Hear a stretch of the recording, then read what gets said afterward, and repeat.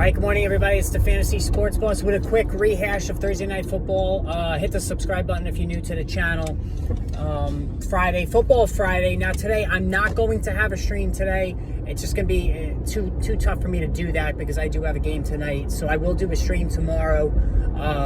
Really nasty weather in the Northeast tomorrow, so I'll have plenty of time to do a stream tomorrow. So make sure you tune in for that. Hit the notification button. As far as the game last night, listen, it was no surprise. The Giants were completely outclassed, as expected, with no Saquon Barkley. 49ers, I said yesterday during the stream that George Kittle, this was his prime opportunity to get his season on track after what was a listless first 2 weeks. And you know what? Giants never defend a tight end. It's been going on forever. And, the game went according to script with Kittle having a big game. I believe it was 70 catches for 90-plus yards. Deebo Samuel did whatever he wanted down the field. He beat Adoree Jackson for a touchdown pass from Brock Purdy in the right corner of the end zone. Giants had no answer for him. And, that was another obvious call with the fact that Brandon Ayuk missed the game for the 49ers. It set Deebo Samuel up for a huge day. And, he responded accordingly. Christian McCaffrey, touchdown on the ground.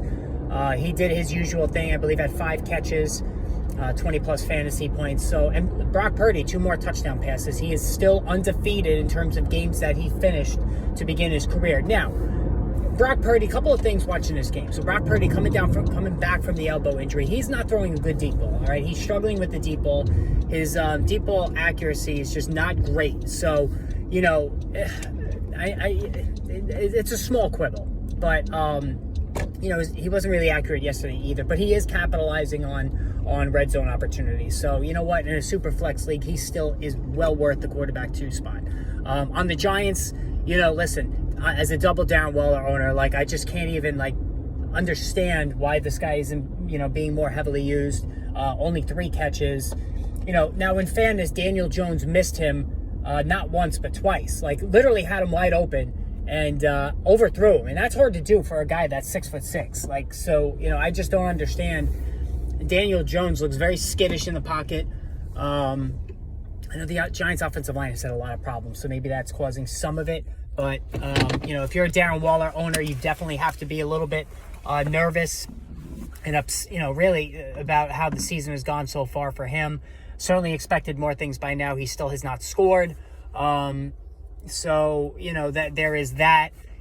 Matt Breida scored a touchdown, but really was just limited otherwise. The Giants hardly ran any plays. It was ridiculous how they just did. And that's a bottom line, too, in fantasy football. If your offense is not running any plays, you're not scoring any fantasy points. So, none of the Giants. Wan'Dale Robinson came back, and he caught a bunch of short passes. He's mildly interesting to me, again, in PPR leagues, but really just nothing of note. And Daniel Jones took a big step back. He did throw for a touchdown pass, but again, we're expecting more at this point, especially from a Brian Daboll-led offense. And really the Giants, that game against Seattle, that is a must-win game because then they play Miami and Buffalo after that. If the Giants don't win that game against Seattle, the season's going to spiral completely out of control and take down a lot of players with it. So, and here's the thing too, guys.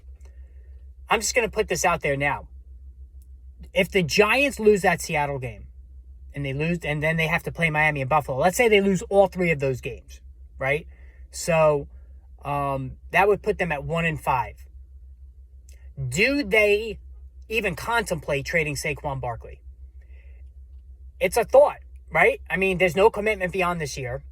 If the season goes off the rails, why even have him, right? So it's something to really think about and is not out of the realm of possibility. All right, guys, hit that subscribe button.